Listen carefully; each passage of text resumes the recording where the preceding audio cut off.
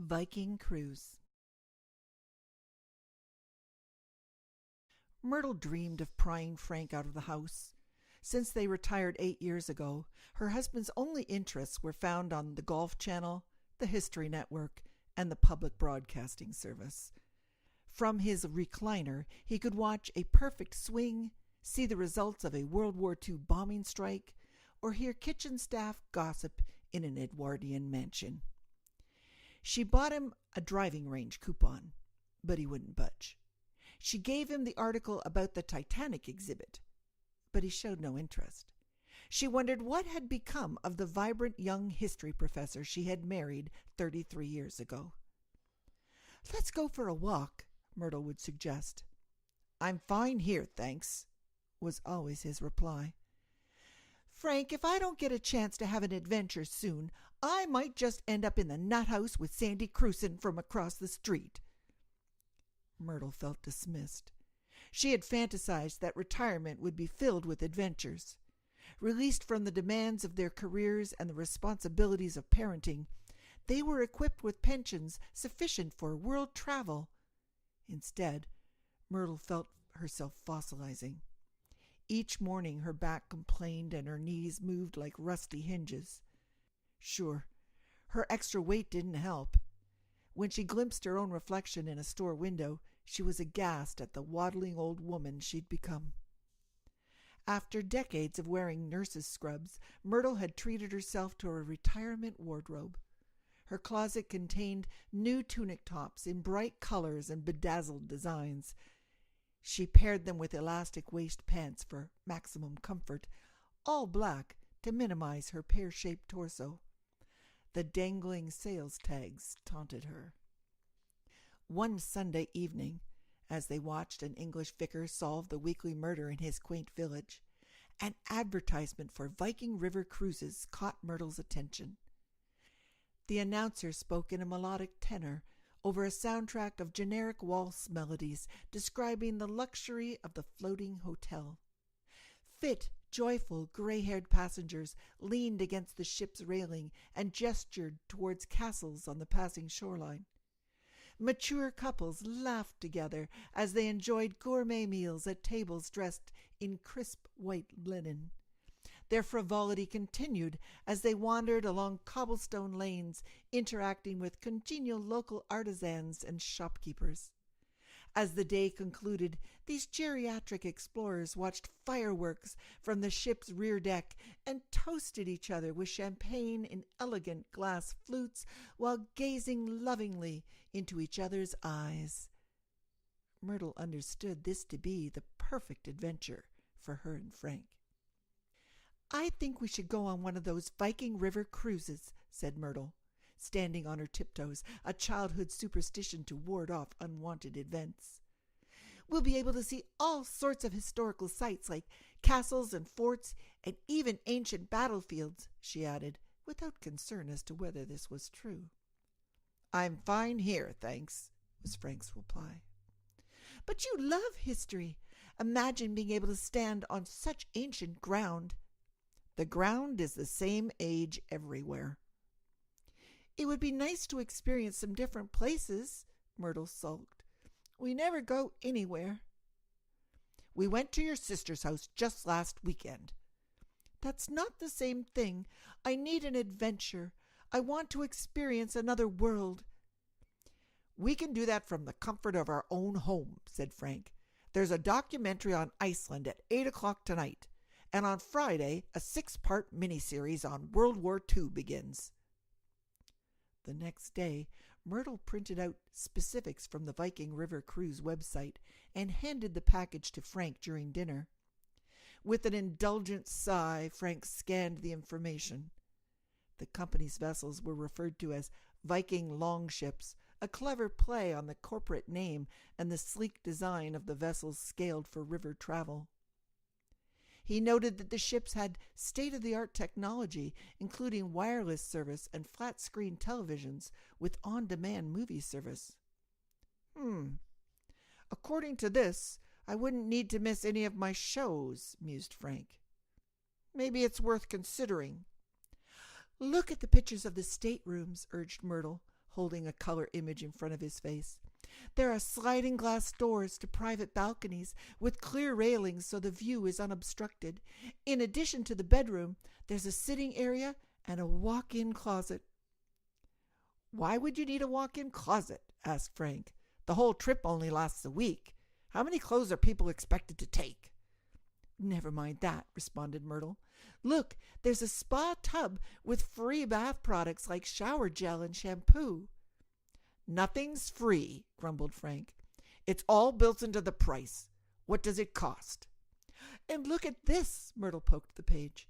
"There's a sun deck and an observation lounge. They even have a library and boutique shops right on the boat." "I can bring my own book. What does it cost?" "They have a laundry service, and each night your bed gets turned down and they put chocolate on your pillow. Isn't that elegant?" "With a walk-in closet full of clothes, laundry seems unnecessary. I can turn down my own sheets and buy a chocolate bar if I want one. What does it cost?" "The boat is so big that there are elevators to take you to the different decks, and it says here that there's a hybrid engine for a smoother ride. Imagine that, just gliding along the river without a sound." Myrtle sighed as she clasped the printout to her chest. "What does it cost?" "The romantic Danube cruise takes 8 days, and you see 3 different countries." Myrtle stabbed a finger at the printout Frank was holding. "The trip begins in Budapest and goes all the way to Nuremberg. It says here that we'd see historic architecture, including the Vienna Imperial Palace and Baroque abbeys. The Danube winds through Austria's gorgeous river valleys, where we would experience the gracious culture of the area. Doesn't that sound perfect?" Myrtle looked at the photo and held her breath, standing on tiptoe to await Frank's response. "What does it cost?" $2,199, that's US dollars each. "I'm fine here, thanks," said Frank as he returned to his dinner, now cold and tasteless. Myrtle wept for a week. Not straight-out bawling, just little sniffles and sobs. She'd tap a hanky to the edge of her eye, heave a sigh, and have a catch in her throat when speaking. She never said that her heart was broken, that disappointment crushed her like a fallen anvil. She was too proud for that. She got satisfaction from her martyrdom.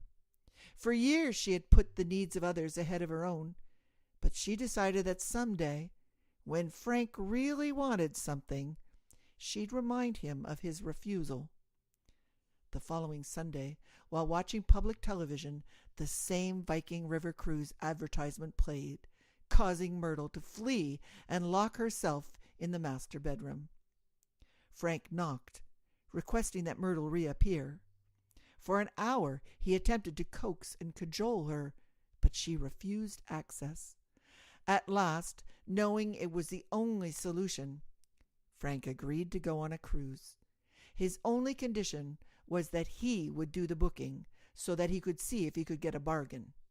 Myrtle instantly agreed. As Myrtle suspected, the process of planning the trip captured Frank's imagination. He was swept up in the history related to their itinerary. When the flight landed at the Bergen airport in Norway, they both vibrated with excitement. Frank explained to Myrtle that they'd depart from this modest Norwegian port. He'd shown her photos of magnificent fjords and assured her that it would be an excellent adventure. The busy harbor featured brightly colored shops along a cobblestone street. Frank relished the role of tour guide, explaining, "The city was established in 1070 during the reign of King Olav Kær. It was part of his royal estate and became Norway's most important settlement in the 13th century. However, an English merchant ship inadvertently brought the Black Death here in 1349. Myrtle recalled that her husband had always been a fan of plagues and said a little prayer that nothing would plague this vacation. Frank spotted the Viking Adventures sign and led Myrtle in that direction. Viking Adventures? Asked Myrtle. I thought the company was Viking River Cruises. She paused, causing the pedestrians to disperse around her. Are you sure this is correct? Viking Adventures, that's right, confirmed Frank. This company does the same type of trip for much less money. It's going to be great.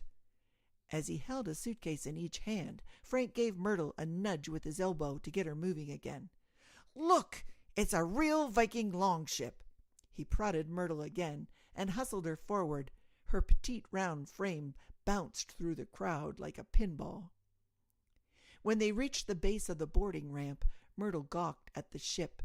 It did indeed look like a classic Viking warship, not the floating luxury hotel she had expected. The dark weathered wood formed the graceful lines of a sea creature. At one end, a carved dragon's head with bared teeth looked out to sea. At the opposite end, a tail formed a malevolent arch. A row of colorful shields adorned the ship's sides, and a canvas tarp sheltered the boat's interior. The sails were bundled to the yardarms, and a weathered ramp with rope rails provided access from the shore. They seemed to be at the right location. Perhaps, like a trendy theme hotel, the boat's rustic exterior camouflaged five-star accommodations within. Myrtle looked around, read the multilingual sign at the base of the ramp, and evaluated the people around her. Those pushing past her up the gangway were speaking a Nordic language. They seemed young and fit, perhaps part of the crew, she thought. Lifting both suitcases, Myrtle waddled up the ramp, which Frank had ascended empty-handed. By the time she reached the top of the ramp, Myrtle was wheezing and sweating. She wondered why a luxury enterprise would not have a bellhop. A niggling voice in the back of her mind suggested that something was amiss, but she dismissed its poke when she saw how delighted Frank was. "Look at this, Myrt," he nearly shouted. "It's an authentic Viking longboat." A female member of the crew was greeting guests and handing each visitor a horned helmet, which they immediately donned. "It's like getting a lei when you arrive in Hawaii," Frank explained. Guests were also being asked to sign a document. When they reached the front of the line, Frank was nearly mesmerized with excitement as he adjusted his helmet. Myrtle carefully put on hers and began to read the document. "It's a liability release form," she told Frank. "It says we're agreeing to be a member of the crew and—" "How fabulous is that?" Frank interrupted. "It's like role-playing. You wanted an adventure, Myrt. Well, this is it. Come on. Let's sign and put these suitcases away." He took a crude writing tool from the ship's greeter. "Shouldn't we read this first?" asked Myrtle. "No need. It's just the standard stuff in case someone gets drunk and falls overboard," said Frank. "No problem for us. Come on. There's a line up behind us." Frank was having the time of his life. Myrtle was doing her best to get with the program.